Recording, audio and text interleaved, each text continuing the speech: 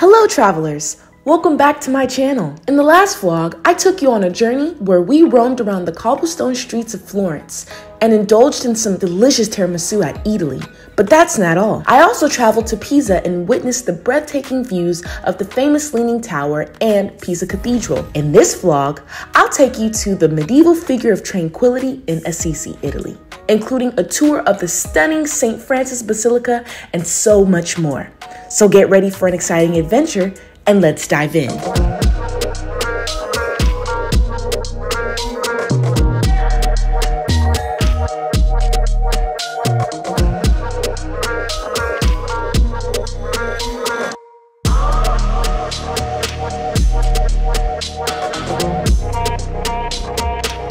Hey guys, so we just stopped at a gas station.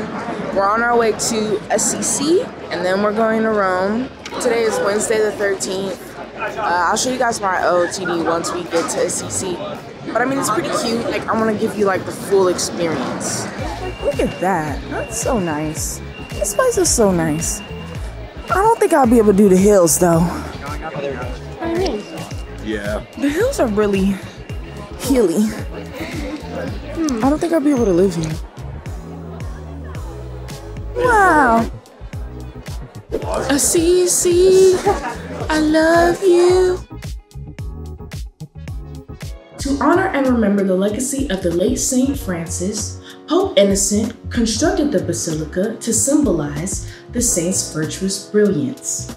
Born into an opulent family famous for selling and transporting silk, San Francesco d'Assisi was born around 1182. Francis was considered bold, outspoken, and worldly in his younger years. During a pilgrimage in Rome, the saint founded familiarity with the poor as he donated most of his wealth to live a more simple life. He passed in 1226 after devoting his leadership and charitable efforts to social activism for the impoverished. St. Francis was considered the saint of the environment and animals, and an alleged bird preacher. Unfortunately, I couldn't record the inside of the basilica, but make no mistake, the inside was just as majestic as the outward appearance. The basilica is made up of an upper level and lower level, filled with frescoes from the 13th and 14th century that depict the early life of Christ. The basilica also has some Romanesque inspiration. The energy of the building was tranquil, and looking at the art was truly an experience. I rate it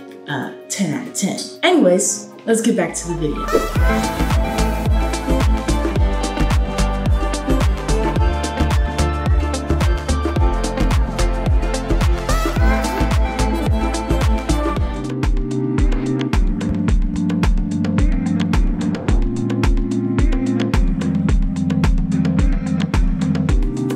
Has arrived. Look at these cute little shops. I couldn't imagine St. Francis fasting, starving. In this heat. In this heat, in that big old cloak. Nothing to eat or drink. Nothing to eat. Well, I think you could drink. No, when you fast, you drop everything. Even, no, you can drink water. You can drink water, yeah.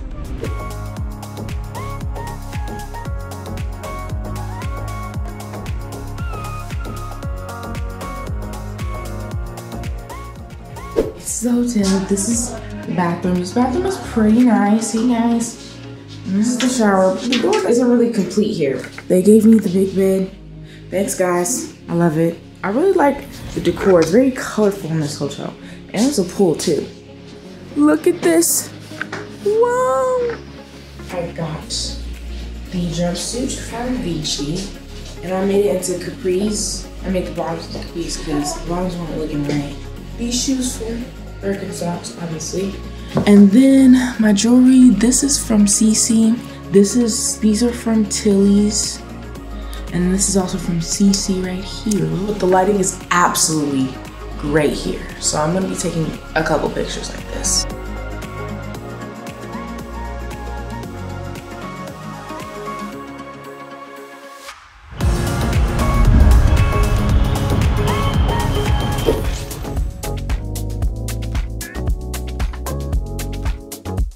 Good morning, guys. We're eating breakfast. When I come to Europe, I love to eat my croissants the French way.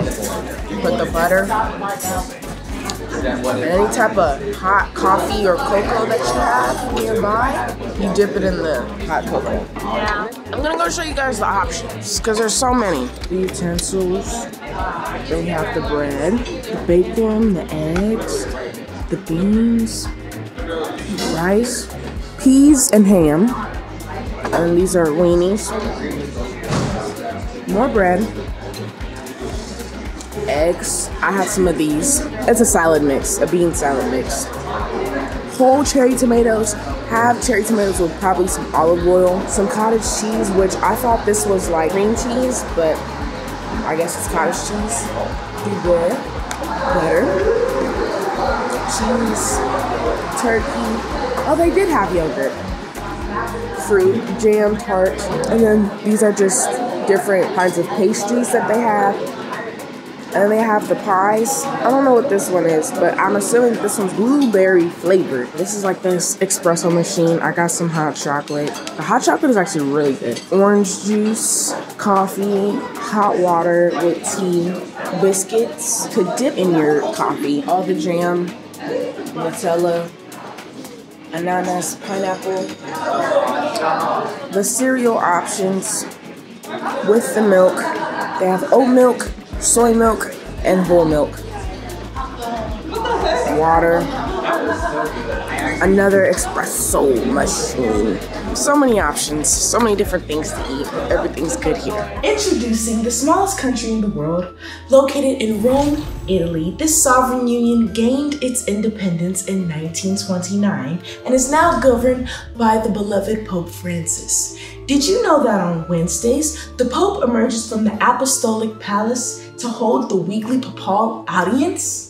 And now, a word from our sponsor. This video is sponsored by jewelry from the Vatican. Blessed by the Pope himself, this 1.25 by 75 inches of sterling silver has traveled over 10,000 miles to be advertised. Use my code FORTHEPOPE if you want 15% off, which doesn't include your flight, hotel, and ticket fee. Just kidding. Onward!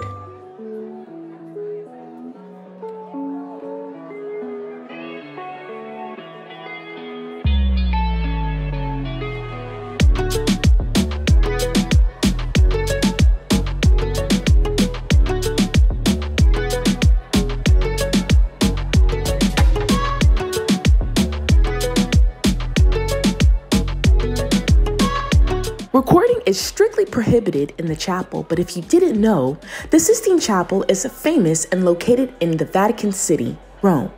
Known for its stunning ceiling painted by Michelangelo, it is named after Pope Sixtus IV, who commissioned its construction in the late 15th century. The Sistine Chapel is also known for being the location of the Papal Conclave, where the College of Cardinals gathered to elect a new pope. Fun fact! Did you know that Michelangelo was initially reluctant to take on the project of painting the ceiling because he's considered himself a sculptor, not a painter? However, he ultimately agreed to the project and created one of the most famous works of art in history. The St. Peter's Basilica is a stunning piece of architecture and a symbol of faith in Roman Catholicism. It serves as a testament to the dedication and commitment of the faithful throughout history. We often value money over anything else in our modern society, blurring the lines between dedication and convenience. However, this was not always the case. In the past, life expectancy was significantly shorter, with many people only living to be between the ages 25 to 35 years old. Because of this, people had to make careful choices about how they spent their time. They choose a particular craft or trade and dedicate their lives to mastering it. The construction of the St. Peter's Basilica is a testament to this dedication and the commitment of countless artisans and craftsmen who devoted their lives to their craft. As we admire the beauty of this magnificent structure, let's take a moment to appreciate the dedication and hard work that went into this creation. We've made it to the Colosseum. It was the year 43 AD. As I was walking towards the famous Colosseum in Rome, I could feel the excitement building up inside of me. The sun was blazing hot and the sky cloudless. The weather was perfect for a day at the arena. As I made my way through the crowds, I could see the enormous structure of the Colosseum rising up in the distance, and I was filled with awe.